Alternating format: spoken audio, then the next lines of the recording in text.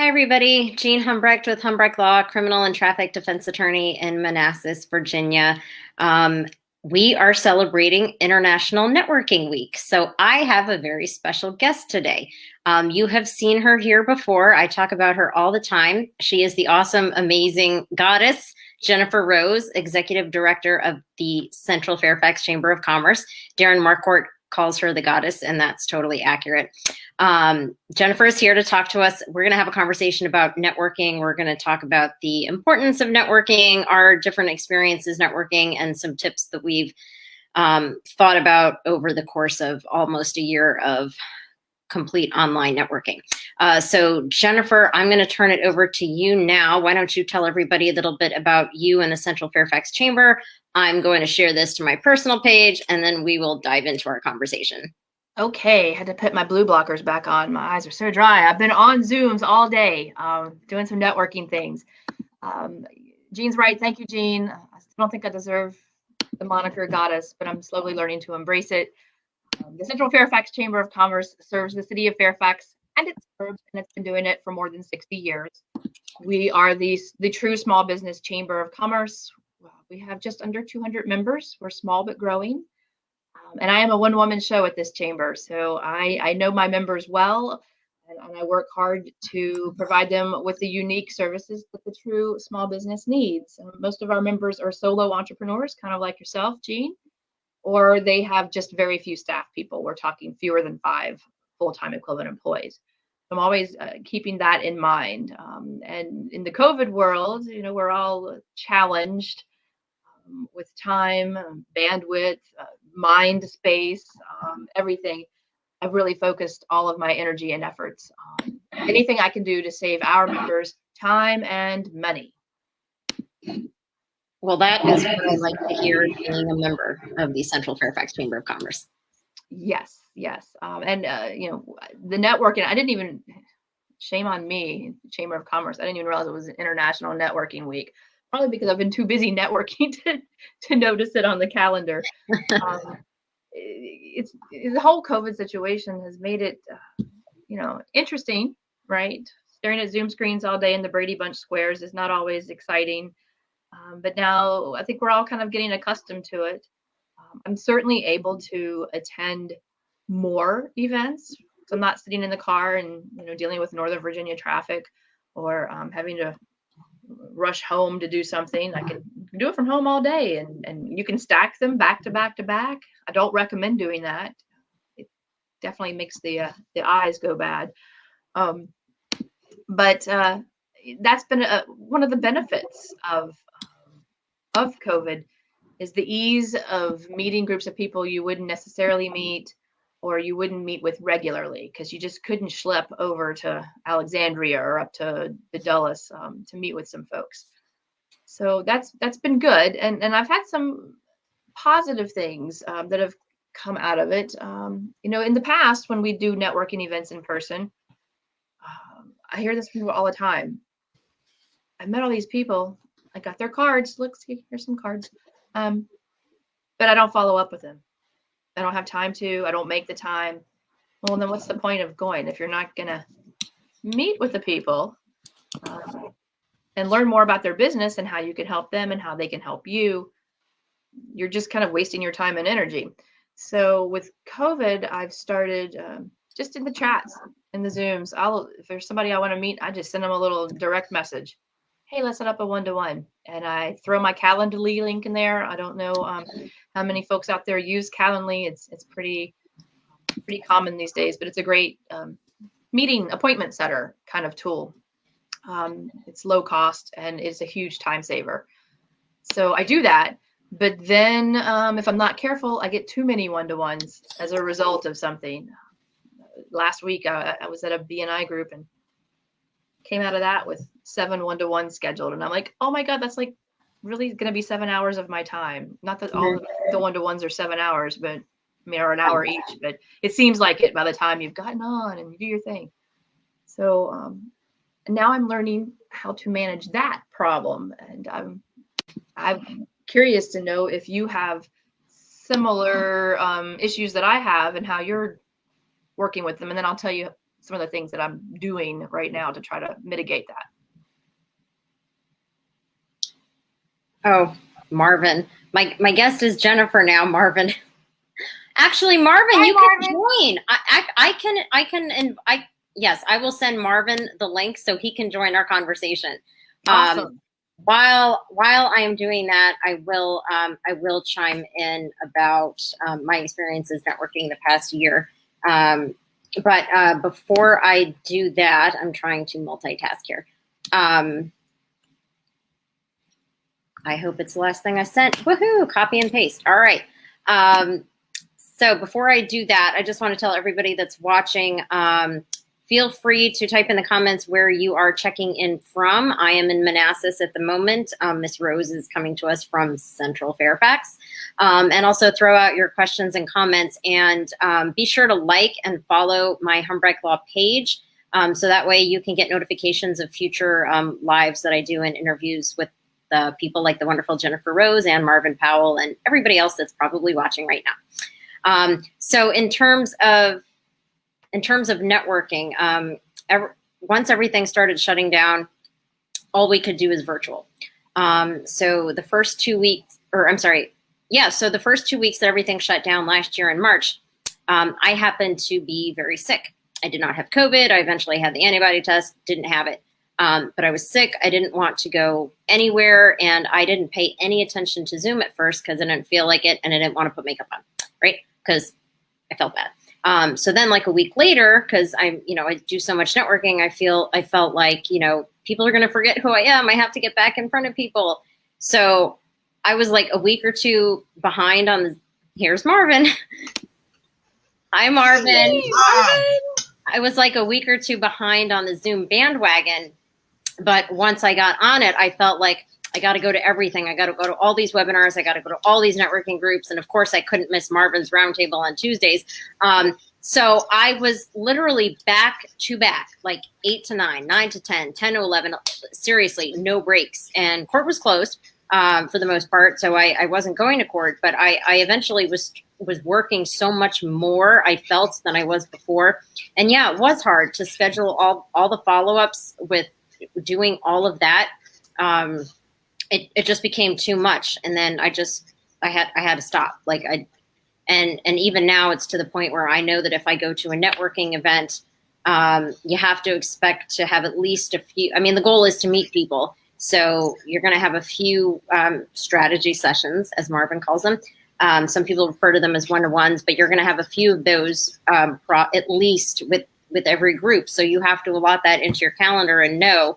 And I call them hot leads. I don't know if Marvin would use the same term, but you have to expect to have a meeting with them soon. So like this week I was looking at my calendar and there was all these things I wanted to do. And I'm like, I might be able to do all these things, but I don't have time to have all these meetings. It's just not going to happen. So that's kind of what I'm struggling with right now, trying to balance that. And I think over time I've gotten better about managing my time, understanding how long something would take.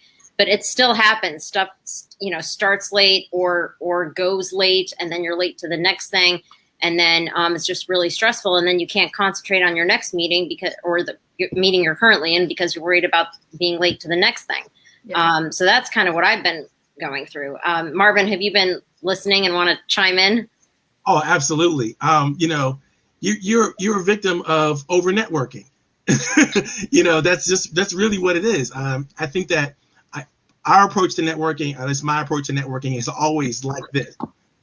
I'm going out and I'm hunting. I'm hunting for connections. I'm hunting for the right connections in the right way. So I'm not going out to anybody, to anywhere, everything. I'm not going to any event that I possibly can get my hands on just so I can meet somebody, because I want to meet somebody specific. I don't want to meet somebody in random. I want to meet somebody very specific. I want to meet people who are influential. I want to meet people who can help me. If we find a way if we attract each other somehow, I want to be able to move them quickly into a situation where we can, build a bond and a connection.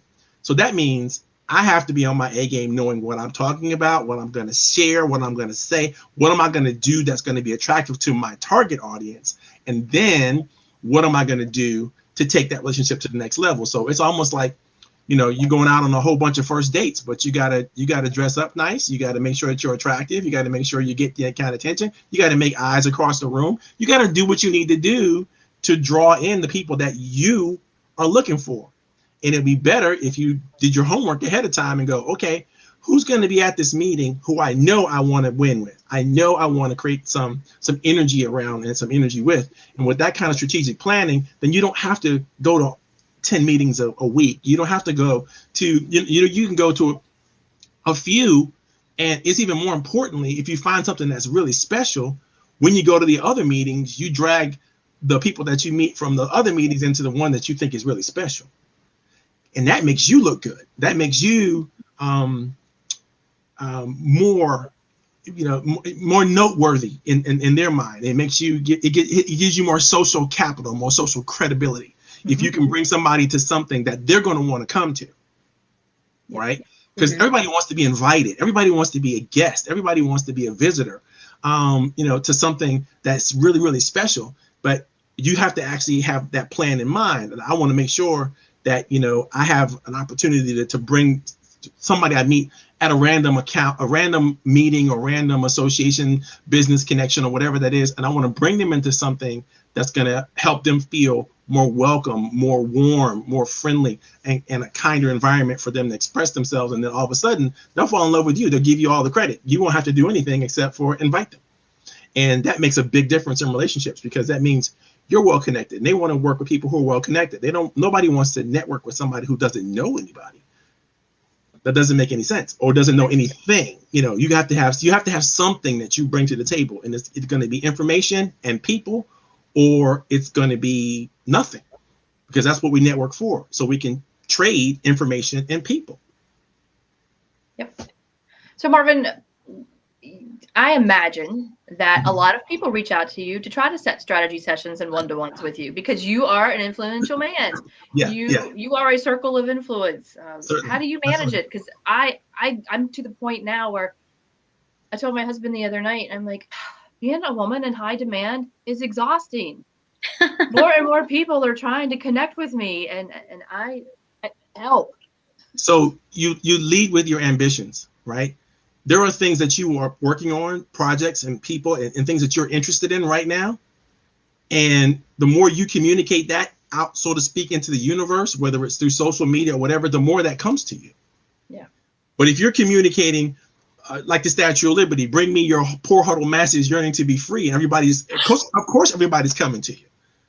But if you're communicating, I need to be working with specific professionals, specific associations, specific groups, specific, concepts and ideas. The more specific you are, the more you're going to get that.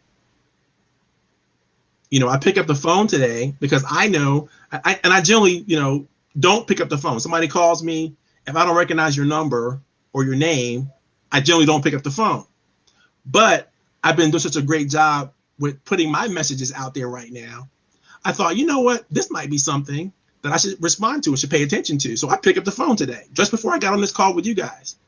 And it was a knock it out of the park kind of opportunity, because this is a person who I haven't met, but I've been sort of circling around for a while now. And she's been on my radar to kind of close the loop, to create something stronger from that relationship.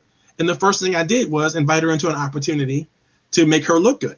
And she was like, I'm excited. I'm ready to go. And that's the first step. We're moving on to our what could be our relationship. What's going to happen is she's going to be a corporate partner of mine and help me put together a nonprofit organization. But she just doesn't know it yet.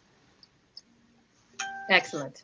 You see what I'm saying? Begin with the end in mind. You have a plan that you're trying to get to. You want to invite people into that plan that's going to be useful to you to get you there. If that's you want to become the next president of the U.S. Chamber of Commerce, there's a relationship that can make that happen for you. Just one. So it's just about really figuring out, what is the smartest relationship should I have for when I become the president of the U.S. Chamber of Commerce?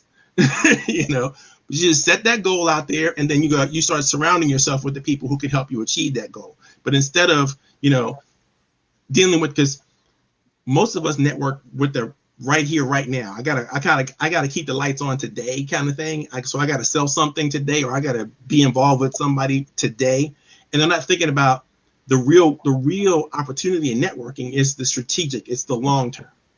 It's thinking about surrounding yourself with the people that you're going to need to be with when you arrive at whatever you think is nirvana for yourself and your business. Yeah.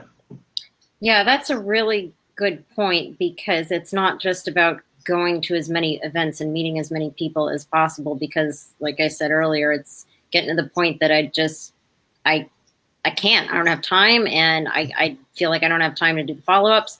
And another thing, because Jennifer and I were chatting briefly before we went live about just tips for networking. We've all networked so much. Marvin's obviously a master networker, but there have been so many, groups, networking events, what have you, over the years that I have gone to that have been, I don't want to say a waste of time, but not the best use of my time. But I also struggle with, do I cut this group out because I did meet one really awesome person who connected me to that person, and, 6 degrees of separation kind of a thing. And I think that's how I met Marvin, through this person, through that person, through that person. So yeah, it's hard to figure out, at least for me. So Marvin and Jennifer, you can weigh in on this. Hard to figure out. You can't go to everything. So how do you figure out which ones to go to? Because if you're doing it right, then you are making connections and meeting people. But how do you figure out where to spend your time? Because you can't do everything, and you can't pay to be in everything. Yeah. I mean, for me, I'll start hearing a name of someone, and it'll just keep coming up in different circles, different conversations. And I'm like, which group are they involved with? Her name keeps coming up. I'm going to have to go check out the group and check her out. So I've done a lot of that as of late. Marvin will laugh, because when we first met, and I was still pretty new to chamber life, and he'd say, what do you want? I'm like, I want all businesses. He says, no, you don't. I'm like, yes, I do. I want all the businesses to join my chamber. No, I don't. I really don't. They're not all the right fit for my chamber. So now I look at the different groups. I'm like, okay, who's going to be in that room? Are they even interested in this part of Fairfax, or are they like Alexandria people or Arlington people? I probably don't need to go to that group. I may have been invited, but it may not be high on the priority list for me to get there. That's kind of how I've been looking at things as of late. Mm-hmm. Did anybody ever see that film, Meet the Fockers? Yeah. Mm-hmm. You ever see that? The Circle of Trust? Yes. Right. Think about networking just like that. What are the criteria that someone has to have to make it into your circle of trust? You need to have that understanding, so that when you go out networking, you're looking for people who may fit into the circle of trust, but you need to have your criteria in your mind, whatever that criteria is. So maybe they're saying the right things, maybe they're doing the right things, maybe they have the right background, and so they're a candidate. That doesn't mean you meet them sight on seeing, you have a 5-minute conversation, you're going to invite them into the circle of trust. But what you're doing in that first 5 minutes of communication is identifying their potential for becoming a part of that circle of trust. And you should have a scheduled opportunity to get in front of people who are potentially a part of that circle of trust. Because that circle of trust is going to be a group of people that you should feel safe in. You should be able to communicate, say exactly what you want to say, any way you want to say it, feel supportive. And it should be just to support you, and in every level of what support is, not just pat on the back kind of support. Maybe they need to stroke a check every once in a while, or maybe they need to make an investment by introducing you to someone else. Whatever that is, they need to be able to share resources with you. If they're not willing to share with you, then they're probably not going to. You probably shouldn't invite them into your circle, because then that relationship becomes transactional. It becomes one way. And you don't want a one-way relationship. You want a relationship where you can contribute as well as receive. And maybe you don't feel like you have anything to contribute. And I will tell you that anybody who feels like that way is wrong, because everyone has something to contribute. Even if it's just, I'll listen and I'll hear you, because most of us are suffering from what I call attention deficit. We don't get enough attention. right? Nobody gets enough attention, really, because we're too busy being busy to even receive the attention that someone else might want to give us. But there's that magic moment when you're networking and, somebody's saying the right things, you're hearing the right things, they're inviting you to the right things. That's a person with potential. Yep. And that's a person that you separate out from the herd and you say, I'm going to build an individual relationship with you, not the group. Mm-hmm. There's some people who are serial networkers and they invite everybody to everything, everywhere, all the time. That means you're not special. You're nothing special. You're just another person they invited, right? It's not until they invite you and then they endorse you and they say, okay, this is my friend Jean. Let me tell you about Jean. Jean is magical. She does this. Now you know that's somebody who's willing to expend some social capital for you. Right? And that's much different than somebody says, well, I think you should come to my meeting. That's not the same. And so you're trying to find win-win relationships. And sometimes, and this is the fear that most people have, is they have to extend themselves first, which is difficult. You have to be willing to risk something for someone else in order for them to be willing to risk something for you. And it's the law of reciprocity at work. And if you're not bold enough and brave enough to step out there first, you're probably not going to win in the networking game, because then you're playing the waiting game. It's like the damsel in distress. You're waiting for somebody to come and rescue you. And then hopefully they'll see you for what you bring to the table. Hopefully they'll see something magical in you. Hopefully they're influential enough not to take advantage of you. But you should be on the other side. You should be like, this is where I'm going. This is what I want to do. This is what I want to do for you, with you. Are you in? Are you out? Are you interested? Are you not? And you just got to close those opportunities, those relationships. Because if not, when it's all said and done, you won't have any relationships. You might get a couple transactions, but they'll be few and far between, and then they'll run out, and you'll have run out. You will have expended your social capital on something that is not worthwhile for you. Well, Marvin, let me ask you a question. How can you tell in those first 5 minutes that you mentioned that somebody can even start to come in your circles? I know Marvin has concentric circles. He doesn't have just one. And I've been chiseling away to try to get to the inner circle. One day I'll be there. But how can you tell in the first 5 minutes for us novice networkers that somebody is even worthy of coming into any of your circles? So criteria, right? That's what I said earlier. You have to have your criteria. Because, if you think about it, I mean, we all did this. All of us have partners and relationship partners, right? But there's people that probably have tried to circle around us, maybe when we were first getting started, first dating, right? Who were not really a good fit. And it didn't take 10 dates to figure this out. It might have been the initial, oh my God, his eye goes to the left instead of to the right when it's supposed to, or his breath doesn't smell the way it's supposed to smell, or whatever it is. Something just didn't click with you, right? You have to have your criteria. You have to have your criteria, because if you don't, then anybody and everybody will start coming into your universe, and you have to try to sift them out after they're already in. That's a lot of energy. It's a lot of energy. You don't have time. You can't answer every phone call. You can't have a strategy session with every person that wants to meet with you just because they want to meet with you.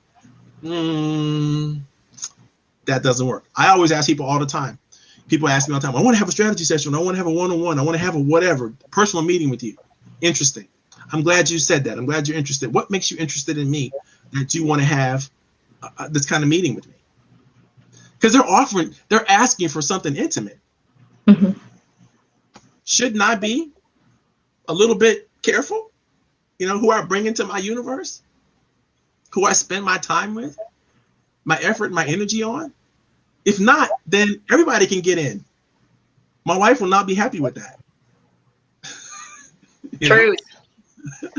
I've been burned. I have a funny story. It's someone that I met at a group not too long. Well, it's probably been a COVID time warp. It's probably been a year and a half.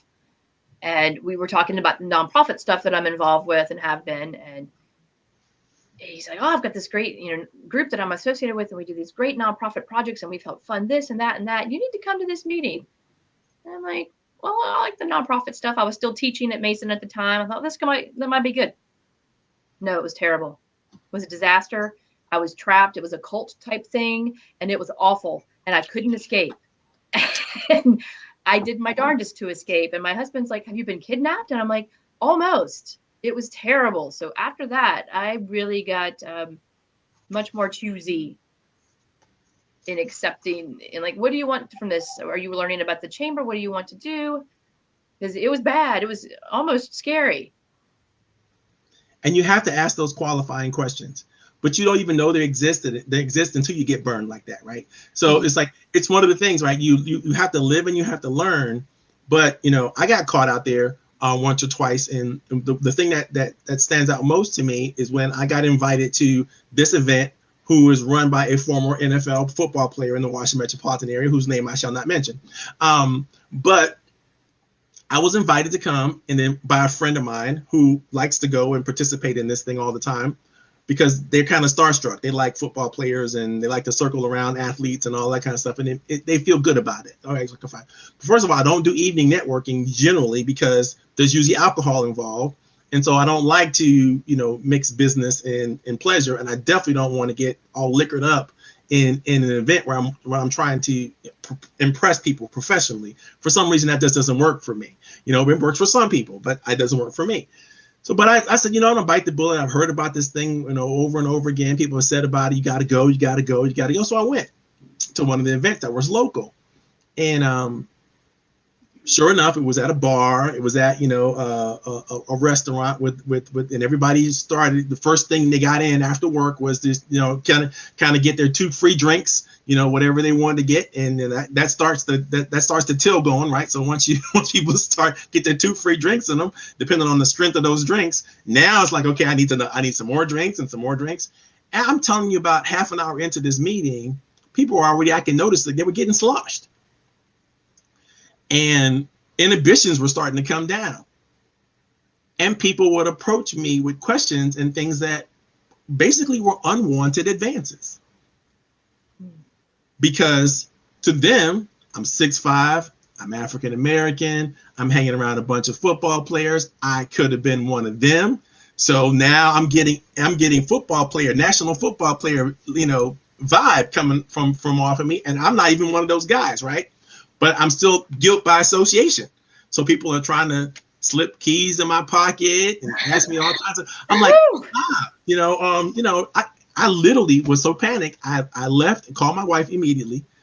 On the way out the door, I said, "Honey, I gotta come home. I'm coming home." She's like, "But what happened? What's going on? I thought you were at the networking function." Like, oh, this is not just the networking function. There's some other things going on in here. And Swingers. I gotta roll out because this is not my environment. My little goody 2-shoe self couldn't handle that. It's like I'm not ready for that. And yes, I'm a frat boy, but I didn't participate in none of that stuff when I was in college. So the point I'm trying to make is, you have to be careful what you get yourself into. So now when people ask me, we coming out, it's a networking event. I was like, well, so is it a networking event or is it a group? And that's the question. And so it's a networking event. Okay, so is it an evening event or is it a daytime event? Okay, so if they say it's an evening event, I already know. I said, now I ask the question, is it a restaurant or is it like an association meeting hall or something like that? And I'm going to ask the qualifying questions because I need to know whether I'm going to get myself involved in this or not.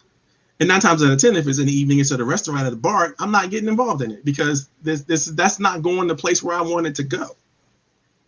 Relationships, even professional relationships, I can't establish a professional relationship. You're 7 drinks in already, and you want to establish a professional relationship. I don't think we're going to where we want to go. I don't know what kind of networking events Marvin gets invited to, but man, whoo. I don't know. I might have to check out one of these groups. I don't think I've ever had 7 drinks at a networking event. But no. The first 2 is free. The first 2 is free. The rest of them, that's how they get you. The rest of them, your own habit will dictate. I was working back in my fundraising days, a juried art show and sale, and I was, I'm the development director there, so I have my 1 glass of wine that I'm nursing the whole night in my hand, and I'm at the MC, so I certainly don't want to drink too much wine lest I start slurring the word. Exactly. And I'm talking to this group of high school kids. They were there. One of their friends had put a piece in the show, and they're really interested in what I do. And I'm like, well, this is unusual. They want to know about a nonprofit fundraiser. All right, well, let's get into it. And finished talking about what I do and the event planning and all. And this kid, he looks at me and he said, so you're getting paid right now to drink that glass of wine. And I'm like, well, I guess technically yes, but it's the only one that I'm having the entire night. Right. But that's what stood out in his mind. He's like, that's the coolest job ever. They're paying you to drink wine. Only a teenager would think that. It was such. Or it doesn't, not just a teenager, any young professional looks at that environment and sees these high-powered people with suits on and all that kind of stuff, and they're going to go, I want a piece of that action, because that's what's really. But that's not, you and I know that's not what's really going on. I mean, right. You're not getting paid to have a glass of wine. It just so happens that this is an event where you're getting to meet and associate with other people, and that is part of what you get paid to do. But that's not essentially what you get paid to do. And I think it's hard for them to sometimes make the link, but it requires, and this is important, I think, for all leaders, it requires of us to actually communicate a little differently. Because behind every question is an intention. And if you can't figure out, if your social intelligence, I'm writing about this right now, so it's a big thing. If your social intelligence is not good enough to be able to separate the intention from the question, then you really have to be around more people more often, and that'll help you figure it out. Because really, people who try to network and they don't have good social skills, they mess it up all the time, and they end up damaging their reputation in an environment where they have to work. I have seen it many times. It's painful to watch. And I'd rather say no to your networking event than to come to your networking event and then not fit in or not act in the way that is expected to act because it was a bad decision on my part. But now my reputation is damaged. Everybody knows not to invite me out to your liquor parties. They just know, or I politely tell them, I don't do evening networking, at restaurants. I just don't. Now, if you want me to speak or something, that's totally different. But if you just want me to be there, be amongst the audience and be amongst no, getting too old, No, I don't want to call Gene with an automobile problem. It's like, that's no, right. You don't need to call Gene. I'm not going to be that guy. Well, you don't always go to networking events with alcohol, but when you do, you call this guy. Yeah. I've had events where I've gone to, and I've actually co-hosted those events, and people have gotten so dangerously, drunk that I had to make sure they didn't have their keys. Mm-hmm. And I'm like, I didn't come networking for this. Yeah. Because the bar, nobody wanted to take responsibility for the guy, and it was our event. I was like, okay.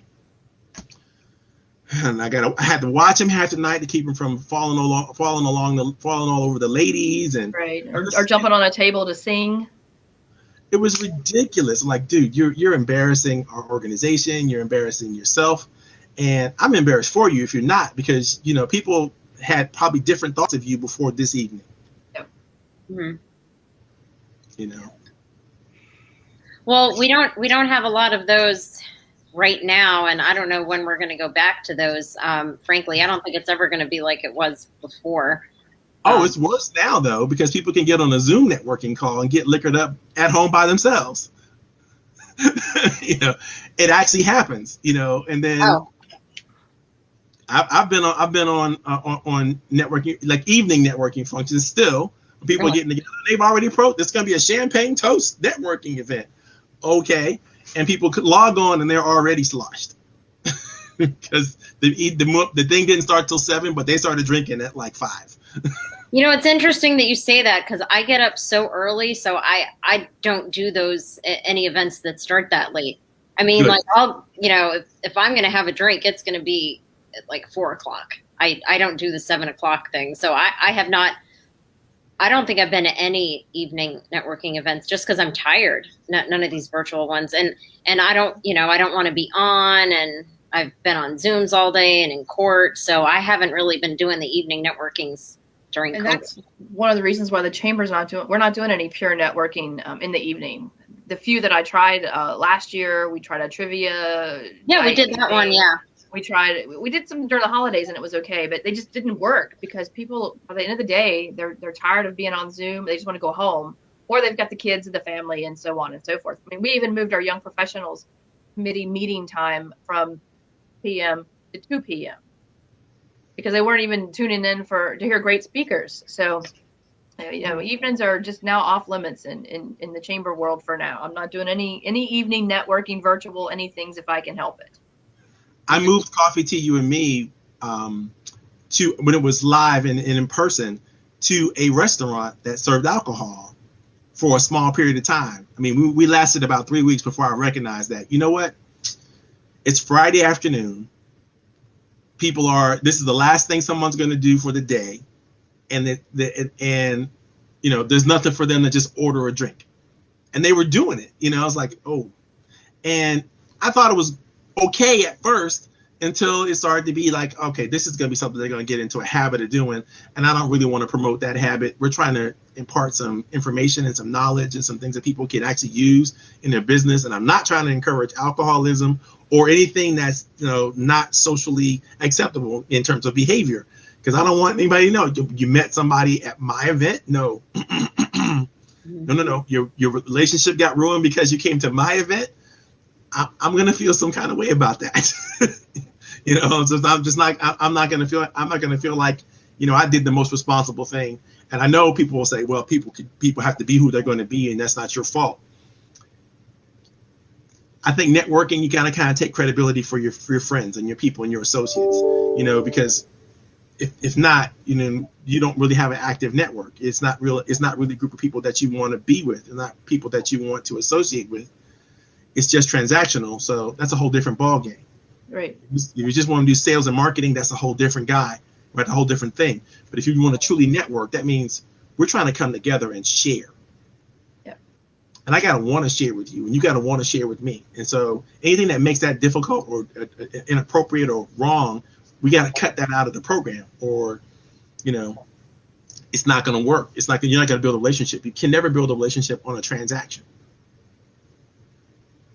Now, you can have transactions in a relationship for sure, but I don't think you can build a relationship on a transaction unless it was such a wonderful opportunity. I mean, nobody's going to be able to sell me a Mary Kay basket and I'm going to fall in love with them because my wife got the Mary Kay basket that I bought from them. You know what I'm saying? Yeah. And yes, I wanted the Mary Kay basket, and yes, it made me look good, but at the end of the day, I could have got that Mary Kay basket from anybody who sells Mary Kay. Right. So there's nothing special about the person. Now, unless they decide, I'm gonna wrap it in just the perfect wrapping for your wife. I'm going to make sure I deliver it and make sure she knows how much love went into it because you hand selected the pieces that were going in there. And I tell her about that. Now that's a person who I'm going to be in a relationship with because that person has taken the time to get to know something about me, personal, something that's on a not just a professional level. I like to, like, if somebody wants to meet Gene, I'll ask him, do you work out? I ask him, do you work out? And they go, well, no, not really. I'm like, well, I don't know if you need to meet Gene because Gene is a workout nut. She can tell you how to do it and how to make sure it's right and all that kind of stuff. And I guarantee you, if you work out, you guys will have a lot to talk about outside of just what she does. Now, they need her for what she does. That's a whole different. Of course, I'll make that referral. Yeah, I was going to say, hold the phone, Marvin. Come on. Right. You can But if they just want to meet her because they want to meet attorneys, you got to give me more than that, because I'm not gonna. Jean can meet attorneys without you. We don't need. She's not asking me for attorneys. If she's asking me for attorneys, then I'm still going to ask the question: do you work out? Because I want to make sure that this connection is going to be a good connection. and I'm not going to end up with egg on my face. And somebody goes, well, Jean goes, why'd you introduce me to this knucklehead? You know, I'm like, no, I'm not doing that to Jean. You don't get into relationships because you want people to invite, you know, predators into your universe. Right. Well, don't forget about the WWE fan too. That's right. Exactly. And do they like trivia?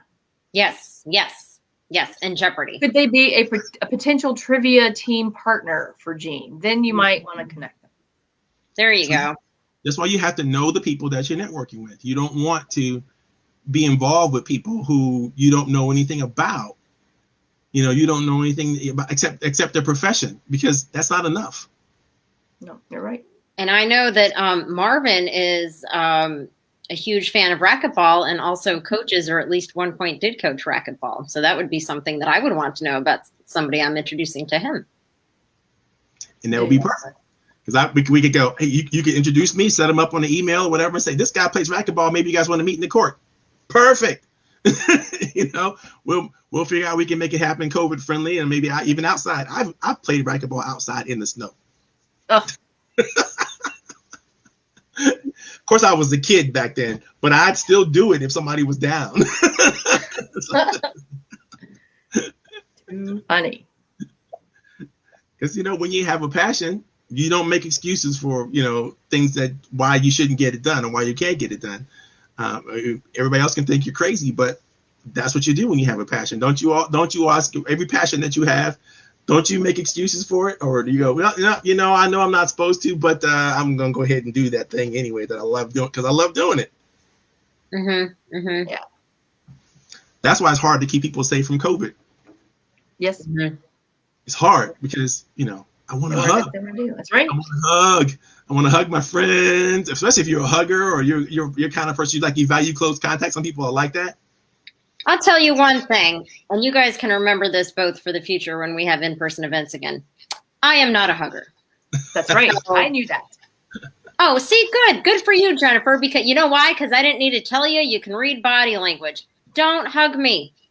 I mean, unless like you are my very close friend, do not hug me. Do not come to an event after we've met like once or twice and try to hug me, especially during COVID. I've had to tell people, get away. Why do I even have to do that? And I don't care. And they're all offended. I'm not a hugger either. I'm not a hugger. Guys, hugging is where it's at. No. I'm a hugger. And this has been very difficult for me not to hug. Very hard. Jennifer is one of the people that I have been hearing say this for a long time on these Zoom calls. I can't wait till we're back in person events. I want to hug people. And I think I've said that's an unwanted touching and that's an assault. So don't you come near me. You're not hugging me. But now I'll tell you, lose your attorney because I ain't in these days of sexual harassment and the Pound Me Too stuff. I warn people, like, I'm a hugger, and if they like, yes, I'll hug it, then I hug it. I just don't come in, I don't do the unwanted hug. I do make sure that they are receptive to it. But you know that some people do the unsolicited, unwanted hug. Right. Because I promise you, again, I don't like getting those, and I'm a hugger. But if somebody hugs me, then I'm like, it lingers a little too long. Oh, it's the worst. Mm-hmm. I know. Even if you ask permission in a social situation, people are likely to give you permission, even if they don't want to give you permission. Well, that's not necessarily true because I'll say whatever I'm thinking. Yes. Yeah, but I'm saying, if Jennifer comes up to me and says, I'm a hugger, I'm going to say yes, even though I don't like hugging. I'd say I'm not. I can also read people's body. And Jean's right. I can read it pretty well. And if I see that they're saying yes, but they really mean no, then I'll just throw out the fist bump, the handshake, the elbow, the chicken wing, whatever it is we're doing these days. So I'm actually glad for COVID now. So I'm like, no, stay away. In fact, don't hug me and don't talk to me either. Because I don't want whatever's coming out of your mouth in my direction. Listen, mask on, keep the distance, 10 foot at least, 10 foot. We can have a conversation if you're like 10 feet away. Oh, he's adding distance. Oh, absolutely. I don't care what Dr. Fauci says. I'm going to add a little bit more on that, just to be extra sure. It's like, my wife and I haven't had this, and nobody in my family has. And because we haven't seen each other, we haven't, not since March. We haven't had one event where we've crossed the line or even attempted to cross the line, because my father is elderly, and if something happens to him because of somebody else in my family, we're not going to be good with that. And so it's just safer for us to not, some people call it COVID paranoia or whatever. And I understand it. I totally understand it, but I'd rather be safe than sorry when it's all said and done. Mm-hmm. Yeah. Yep. Jennifer says her has been calling her. He's called me twice in the last 10 minutes. Oh no. Well, I think it's precipitating outside. I haven't even looked out the window in the office. So it's 25-mile drive home. He's probably like, you better get on the road. Jennifer, you want to give us some parting words about networking? Jennifer, give us some parting words on networking. Parting words. All right. Choose your networking opportunities wisely. So do your homework. When working on the follow-ups, be choosy in who you're doing your one-to-ones with. Mm-hmm. And I'm getting better at that. Get them scheduled, get them done. But don't stack them back to back to back, because you'll forget the things that you've promised people you're going to do unless you have the notebook right next to you. Mm-hmm. I'm notorious for like, oh crap, like 2 weeks later, I'll be like, not one-to-one. I said I was going to introduce them. And oh, shnikes, I haven't done it yet. So have some space so you can, think about after that one-to-one or strategy session, what you need to do and what you got out of it. And use some tech hacks like Calendly to help you manage your schedule. I love my Calendly link. There's other ones out there that work just as well and look an awful lot like Calendly. But take advantage of the hacks that are out there and mm-hmm. network and follow up, because if you don't follow up, you're wasting everybody's time. Mm-hmm. Yeah, I absolutely agree with that. And you brought something to my mind that I wouldn't have thought of had you not brought that up, Jennifer. So on your way out, just want to remind you that's true. Your networking is network, and that means the meeting is not the work. It's what happens after the meeting and between the meeting. That's the work part. Meeting might be fun. It might be actually social. It might be, interesting and all that kind of good stuff. But the work is after you've made the promise and the commitment, now you have something to follow up on. And that's the work. Like if you have a date and you didn't set the next date, and you're saying you're waiting for somebody to call, it's not going to happen. That relationship may never happen. But if you have a date and you go, okay, I'm interested in this and that, and you're interested in this, that, and the other. So let's get together and talk about blah, blah, blah. When you want to do it, you need to be ready with your calendar right then and there to make that commitment and honor that, and then honor that commitment. Because if you don't, then you're running the risk of having your reputation be damaged right off the bat, because you can't honor your own commitments. You can't honor your own promise. And people who can't do that, can't make commitments, other people assume that you don't have integrity, which is what really is what it's all about. It's not about I can't trust you. It's about, you don't have any integrity, period. So nobody can trust you. And we just go the distance with that. We don't think, oh, something could have happened. People are not forgiving that way. No, they're not.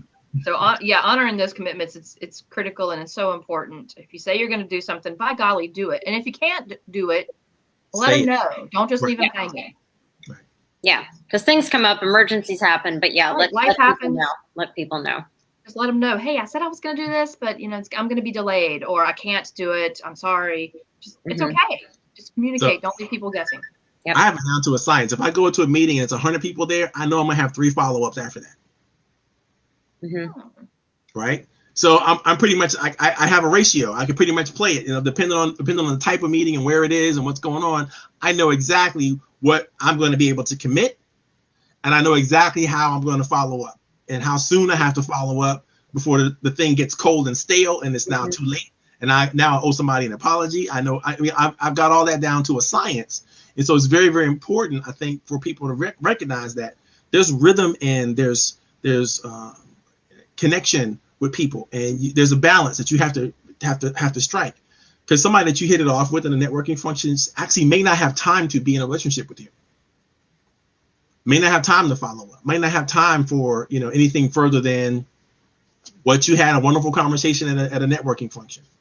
That might be that. They may not have the capacity. They may want to, but they don't have the capacity because they got 14 jobs and 27 kids and, you know, some relationships on the side they're trying to handle. You know, it's a whole bunch of stuff. They don't have room, no social capital left to expend on you. Yep. Mhm. Which is why I think everybody has to have, they need to take stock in what social capital is for them. What is it for you, and how much do you have, and how much are you willing to expend in what situations? And if you know that, then you can plan accordingly. If you don't know, then you find yourself getting in things and you're overcommitted. Mhm.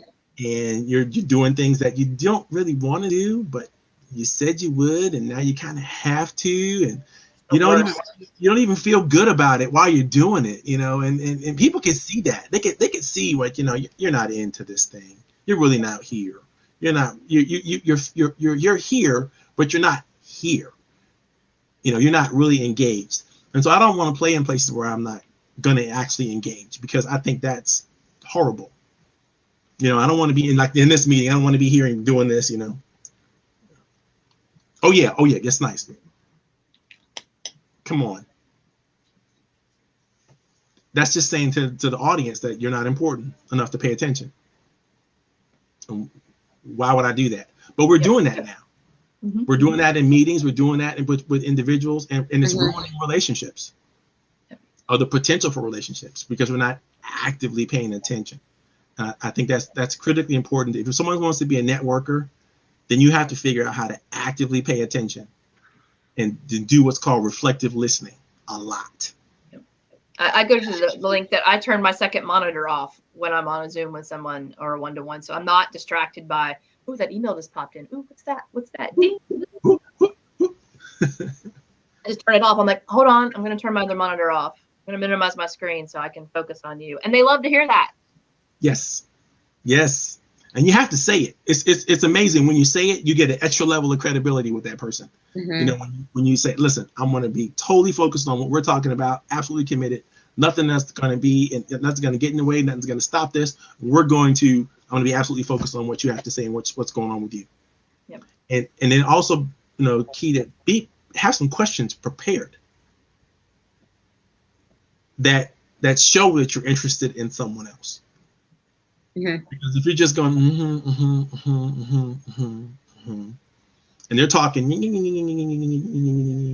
you don't have any thought, follow-up thought or follow-up question, then they don't feel like they have value. It's impossible for them to feel like they have value unless you're interested. So one of the networking strategies I always tell people, sort of a way to thinking, you must first be interested before you're interesting. Yes. And so that's why you have to choose. I'm not going to talk to someone I'm not interested in. I don't want to waste any of my time, because I'm not going to be interested, and I'm going to come off as disinterested. And so that's going to make them go, everybody says this Marvin guy is great, but I'm not feeling the vibe because I'm not interested in you. That's what it is. You know? And we've all experienced things like that. I remember last year in particular, this one lady that I met, we had a one-to-one strategy session, as Marvin calls them. I don't remember why. I don't remember who reached out to who. But the whole time she was just trying to sell me on whatever it was that she sold, which I don't even remember. Didn't ask me anything about myself. I don't even know if she knew I was an attorney. It was the entire thing was one-sided, and I clearly had no interest. I was trying to get off the phone. She was trying to book a follow-up call. I'm not interested, and it just left a very bad taste in my mouth. And I kind of didn't want to even go back to that group that I met her at. But you know, as Marvin said, I probably should have been better about asking the questions from the beginning, you know, to find out why we're meeting. But yeah, I mean, we've all probably had experiences like that. She was not interested at all, not one iota. And that's why I give people what they need right off the bat as soon as I can. You know, they ask me, well, what do you do? Who you're like? I'm an advocate for SWAM businesses. I'm an advocate for small women-owned minority businesses. If you know any of them or excited about, interested in any of them, we could talk all night long, because that's what I'm interested in. You talk to me about anything else, and I'm going to ask you the question. So how does that fit into what I'm interested in? Is there something that I need to know for SWAM businesses in this thing somehow, some way? Is there something I need to share with my friends who are SWAM businesses? Is there something that I should be looking at for SWAM? I'm gonna sound like a one-trick pony to that person, as if I don't have another life, because that's the brand. That's where I'm coming from. That's where I'm focusing my efforts and my energy on. And if that's not where you're coming from, then we probably shouldn't play together, at least not right now. Maybe later. I might be interested in whatever it is you think you want to talk about or sell me on, right? But not today. Today, I'm interested in SWAM business leadership. That's what I'm interested in helping them get every possible advantage they possibly can to help kickstart this economy. That's what floats my boat. That's what energizes and gets my engines going, all that kind of stuff. So I'm gonna give you that so you can stop talking to me about something that's not going to be interesting to me. Don't waste my time with it. But if I don't lead with my interest, if I don't lead with the things then I'm victim of my own problem. I've created the problem because I appear to be interested in all these other things. Right. Or I allow that window to be open. That's my fault. I don't know what made people thought they can crawl in this window, because it's a window, not a door. But they thought it was an opening, and they tried to sneak in. It's like, that's not the door. The door is the SWAM businesses, not whatever it is you think you're selling right now. Now, if you can make the link and you can figure out how we can go, maybe we go after SWAM businesses together. Let's play. But oh, and I will tell you something. You mentioned reciprocity earlier, but something that you just said made me think of this. I stupidly scheduled 2 meetings back to back yesterday. Shouldn't have done that.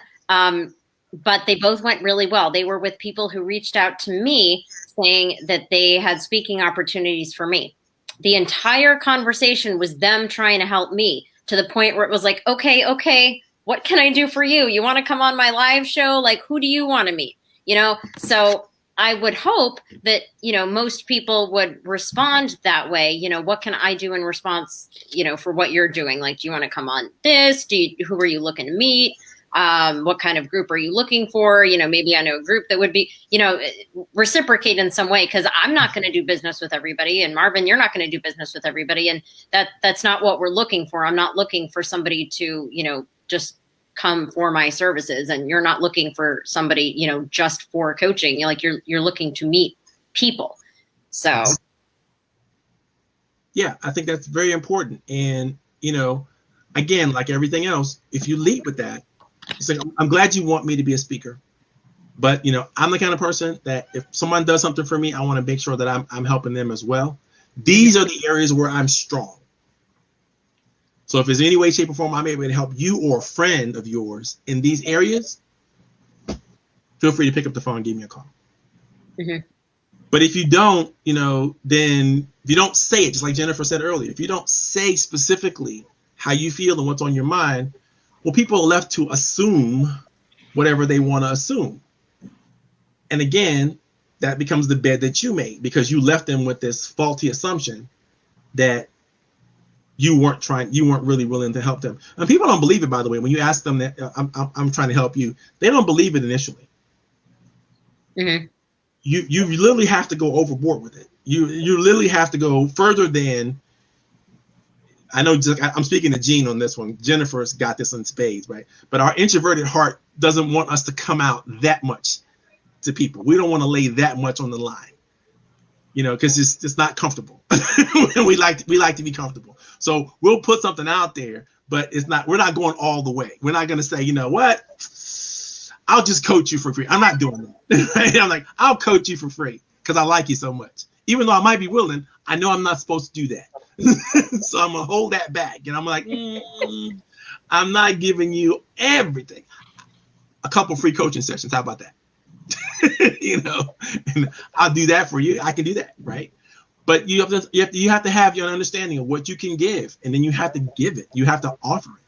Because if you don't, then, I think that your gift doesn't have a place to shine. And I'm a big believer in understanding why we're all here and trying to find ways for us to live in that. I think Jennifer is probably going to be one of the most courageous and inspirational associations executives that we've ever seen. Oh. At some point, she's on that trajectory. You understand? We're getting there. And so I want to be in the inner circle.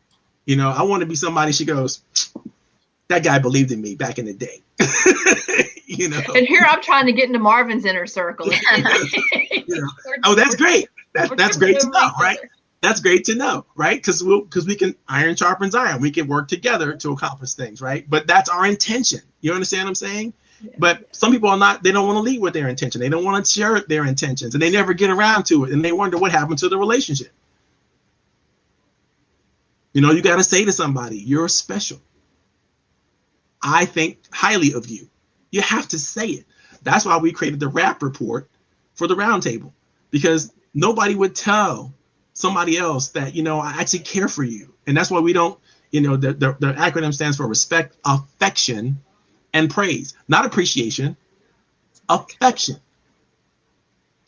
Because appreciation, who needs that? Yes, we want respect and appreciation and all that kind of stuff, but really what we want is love. Yep. And you sometimes you have to just force people, like, show somebody that you love them. Say that they're important. Say that they have meaning, have value to you, because you never know when you might not get that chance again. That person will be around, and I wrote the rap report in a piece in an article years ago, and the example that I gave is how many the amount of funerals I had been at, and I'm looking around the room, I'm seeing people crying and upset, not because the person has passed, because they never said to the person what they feel like they should have said while the person was there. And I said to myself, we got to be proactive about this thing. We got to be proactive about telling people what they mean to us. And so, as typical introvert, I need a system, because I'm not going to be able to just do it because I feel like it. I'm going to have to. I have to check it on my checklist. Oh yeah, did I do a rap report for so and so after they did this, that for me? Okay, I got to remember to do that. And so I get it done systematically. That way I don't forget. You do something to honor me. You do something that makes me feel like what I have is meaningful, or to share is meaningful. Then I'm going to give it back to you. I'm going to let you know how important that was to me. I think it's cool as, that Gene could go, I'm missing a guest. I got people. It's not a problem. Now I have two. You got two. Marvin, I couldn't agree with you more on the value of your rap report. You hear me almost every Tuesday talking about how much I love my members. And I do love them. They're amazing people. I'm always admiring the entrepreneurial spirit. And I tell them all the time, I love you. Thank you. You're the best. You're the greatest. And that's not lip service. I truly mean it. Right. And I feel that love back. You see it from my members. And I have had more than one person like, oh my God, your members love you. And I'm like, I love them more. And they're blown away by that. They're just like, right. But they love you. And I'm like, no, I love them. And when you can make people feel that value, because here it is Tuesdays, and so I can hear the rap report. It lifts me up. Thank you. I'm glad you said that, because very few people will tell me the truth on that one. No, I love it. No, I love it too. I'm still getting used to the whole goddess thing that Darren does. I'm not sure I'll ever be used to that, but it just lifts me up to know that, okay, all that hard work, they appreciate it, they respect it, they acknowledge it, and they know that I'm doing it out of love. And I love that. People want to feel meaningful. They want to feel like they mean something, that their life has some purpose and some value. And they are the only people who can help us understand that is other people. And so if I have to manufacture some kind of way for people to share that with each other, then that's what we'll do. Because until you get used to doing it, I learned this in the military, until you get used to a discipline, whatever that discipline is, you'll never find the meaning in it. You gotta do the thing. You know, I've heard Jean say, you know, if I don't work out, I feel ill. Right? It's just a part of her, how her body runs now. She has to get it done, or she feels like something's wrong. It's not that things aren't working right, and that's a very important thing. Because that discipline now allows her to innovate and create different kinds of workouts and different kinds of ways that she can do there and get there. And she probably can escalate in ways that, you know, us couch potatoes could never do. You know? I worked out twice today, and a couple of weeks ago, I actually invented my own high intensity interval training because I was tired of the ones online. And I'm like, let's do a minute of burpees and then a minute of this. And I'm like, what should I do next? I need to do an ab thing in the middle of this. And then I was in a lot of pain the next day. I'm like, why did I do that to myself? But you liked it. you like it.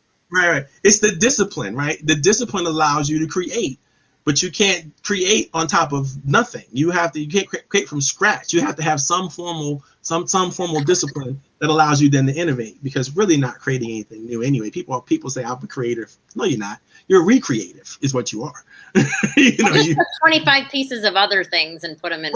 Right. That's all you're doing. You're just putting other things together. That's not a new creation. That's an innovation. You know. So anyway, we could talk about that all day long. Jennifer, I thought you had to go. I didn't want to. I do. He hasn't called again. But maybe he's given up on me. Maybe he's just given up. No, but I need to run. This has been great, Jean. Thanks for thinking of me to jump in for you to help you out. Yes. It's always my pleasure to help you. Make sure you tell your husband you weren't with me. Because I don't want that backlash. No. He loves Jean. We already know about the backlash from. That's all right. No, but he loves Jean. When I told him right before we were starting the thing, I was like, look, Jean just called me. She needs me to jump on this interview for her to help her out. And he loves Jean, and he doesn't love anybody. And he's never even met Jean. He hasn't. He's only heard her in one of the networking groups or somewhere. And he's like, who's that? I really like the way she talks. She's very confident. She's this, she's that. So I started to explain to him about Tiny Jean, powerfully intelligent Tiny Jean who loves wrestling and trivia and working out. But he loves Jean. So isn't that crazy? That's another reason I don't hug, by the way, because I'm 6'5". And there are a lot of people who are really a lot shorter than me, and it's not necessarily comfortable. You know, it's like you're hugging me in places where I'm not that. It would now I gotta bend over. You know, it's just weird. Well, it's funny. When I was showing him a picture of Jean, I was trying to find a picture, and there's one that we took I think it was the last time we actually saw each other in person, was at Old Shabine at our holiday party at the end of 2019. It was a picture of you and me and Doug. So, you know, Doug and I are big people, and there's little tiny Jean. That's what I'm like, this is Jean. That was at PJ Skidoo's at the Rotary Networking happy hour. Maybe that's where it was. I just remember Tiny Jean crammed in between me and Doug. This is Jean. Wee little one. But no, seriously, thank you, Jean. I'm always happy to help you. And Marvin, surprise! I was happy to have you join us too. It's always good when we can chit chat. Yeah, thank you so much. I want in on this party all the time. Tina Cross says, hello, Jennifer Rose. Hi, Tina Cross from McCabe Printing. Excellent chamber member. Oh, I don't know. For all your printing needs. No, I don't. Hi, Tina. I'm also a member of the Central Fairfax Chamber. And if we met before, I apologize. Yeah, Jean, I just want you to know that you're an author, right? Tina and the McCabe Printing Company, they can print your book for you. Oh. They can do books, not just, flyers, business cards, presentations, annual reports. Time out. I can do some self-publishing with Tina. Yeah. All right, Tina, I can't see your stuff, but if you don't call me, it's your fault. I'll make the connection. I promise. Your fault, because I got like 10 books right here. Tina, if you don't know Marvin, you need to meet him. Yep. But anyway, all right, guys, I have to run. Thank you. And, thank you, Jennifer and Marvin. And we kind of steamrolled into this thing. I didn't get a chance to properly introduce you and we still had people watching, but we had a lot of people pop on and off. Jennifer Rose, Executive Director of the Central Fairfax Chamber of Commerce, Goddess. She does it all. She's also in the Fairfax Rotary Club. She knows everybody. She is so helpful. She loves her chamber members, and the chamber members love her. Coach Marvin Powell, you cannot refer to Marvin without calling him Coach Powell. He is the best coach that I know. He is the only coach that I would ever go to. He's an awesome, amazing person. He loves working with small women-owned and minority-owned businesses. He has the roundtable that he does every Tuesday from 12 to 1:30. Sometimes there's guests. Sometimes it's a roundtable discussion. So that's great. I will put all of the information in the comments later. If you guys have not ever been to the roundtable, check it out. Marvin is the best. And Jennifer also is frequently at the roundtable. She's the best. I'm a member of the Central Fairfax Chamber and the Business Roundtable. And you have seen Jennifer and Marvin on my lives before, and I'm sure they will appear again at some point in the future. Thank you so much, guys, for seriously taking the time at the last moment to help me out. I really appreciate it. Thank you. No problem whatsoever. So be safe in your travels these next few days with the weather. Be safe, everybody. And I will see you guys on Tuesday. Oh, yes. Bye. Bye, everybody. Bye, guys.